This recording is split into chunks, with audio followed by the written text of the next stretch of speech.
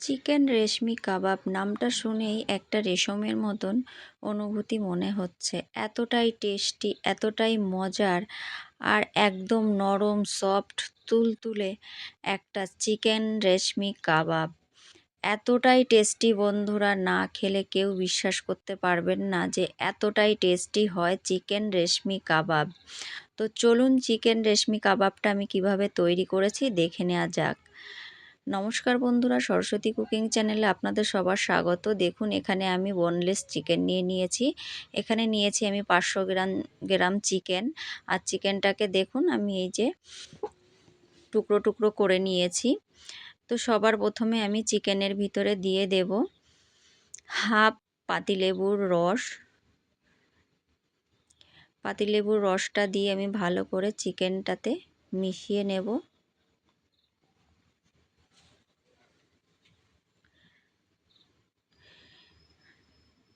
তো দেখুন আমি পাতিলেবুর রসটাকে দিয়ে দিয়েছি আর বীজ পড়েছিল, তো বীজগুলোকে আমি ফেলে দিলাম।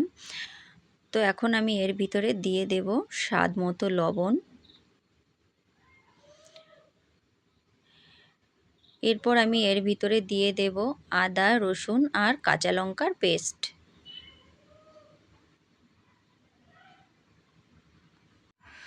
তো দেখুন এখানে আদা, রসুন আর কাঁচা লঙ্কাটাকে আমি মিক্সচারে পেস্ট করে নিয়েছি। আপনারা চাইলে শিলপাটাতেও বেটে পেস্ট করে নিতে পারেন। তো এই সমস্ত পেস্টটাকে এর ভিতরে দিয়ে দেব, দিয়ে আমি চিকেনটাকে ভালো করে ম্যারিনেট করে নেব।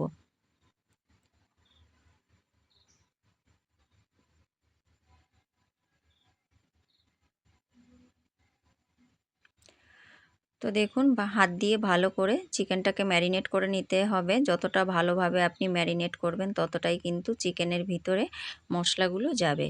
তো দেখুন এরকমভাবে ম্যারিনেট করে আমি 1 ঘন্টার জন্য নর্মাল ফ্রিজে রেখে দেবো। এরপর দেখুন এখানে আমি একটা নিয়েছি কাচের বাটি। বাটির ভিতর নিয়ে নেব আমি 3 চামচ মতন টক দই। এরপর আমি এর ভিতরে নিয়ে নেব সামান্য একটুখানি ফ্রেশ ক্রিম, 2-3 চামচের মতো। এরপর আমি এর ভিতরে দিয়ে দেব সাদা গোলমরিচের গুঁড়ো। এরপর দিয়ে দেব এখানে এলাচের গুঁড়ো, ছোটো এলাচের গুঁড়ো।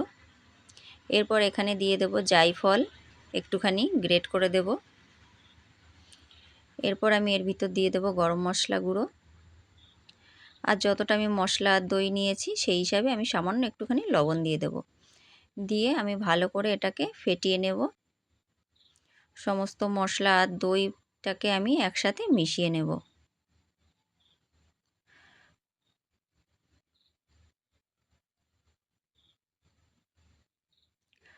তো দেখুন আমি সুন্দরভাবে মিশিয়ে নিয়েছি।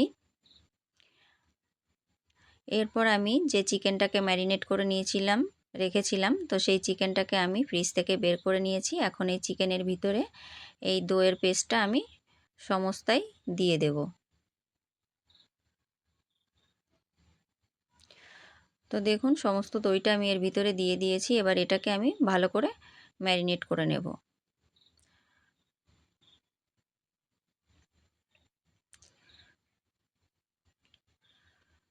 তো দেখুন এটাকে কিন্তু ভালো করে ম্যারিনেট করতে হবে। সমস্ত চিকেনের গায়ে যেন মশলাটা লেগে যায় এমনভাবে ম্যারিনেট করতে হবে। যত ভালো ম্যারিনেট করবেন ততই কিন্তু টেস্টটা ভালো আসবে। তো দেখুন আমি ম্যারিনেট করে নিয়েছি। এবার এটাকে আমি নর্মাল ফ্রিজে আবারও রেখে দেব 1 ঘন্টার জন্য। তো দেখুন 1 ঘন্টা পর আমি চিকেনটাকে বের করে নিয়েছি। এবার হাত দিয়ে আমি আরেকটুখানি ভালো করে মাখিয়ে নেব।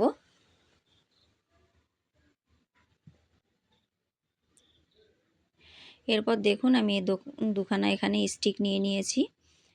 তো এখানে এই স্টিকের ভিতরে আমি চিকেনগুলোকে এরকম করে গেঁথে নেব।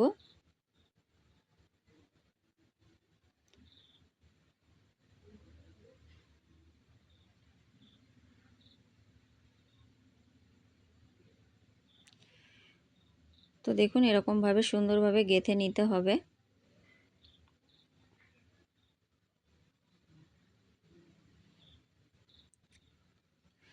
তো এরকমভাবে কিন্তু আমি সমস্তগুলো তৈরি করে নেব।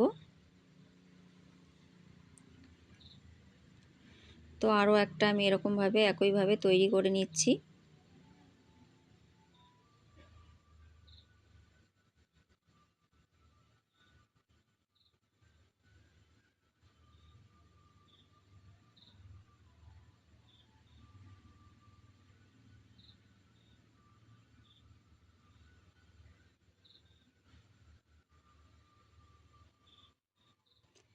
তো দেখুন বন্ধুরা, আমি তৈরি করে নিয়েছি। এরপর দেখুন আমি উনানে একটা ফ্রাই প্যান বসিয়ে দিয়েছি। তো ফ্রাই প্যানটা গরম হয়ে গেছে, আর ফ্রাই প্যানের ভিতরে আমি দিয়ে দেবো কিছুটা বাটার। আপনারা চাইলে এখানে ঘিও ব্যবহার করতে পারেন। বাটার কিংবা ঘিতে করলেই কিন্তু টেস্টটা সবথেকে বেশি ভালো আসবে। তো আমি এখানে বাটার নিয়েছি, আপনারা চাইলে ঘিতেও করতে পারেন।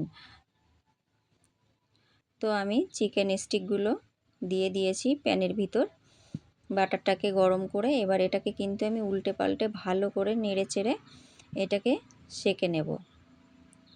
এটাকে কিন্তু ভালো করে ফ্রাই করতে হবে।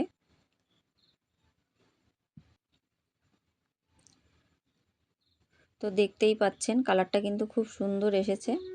তো এরকমভাবেই কিন্তু আমি উল্টে পাল্টে ভালো করে ফ্রাই করব বাটারের সাথে। তো দেখুন কতটা সুন্দর একটা কালার এসছে। তো এর থেকে আরও ডিপ করে করতে হবে ফ্রাইটা।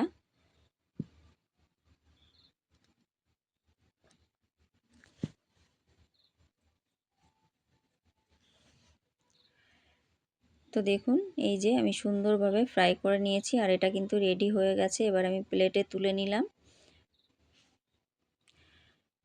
তো এখন দেখা যাক আমার মেয়েরা খেয়ে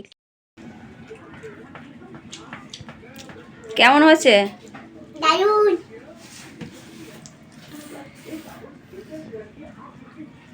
নরম কেমন হয়েছে? ভালো, টেস্টি।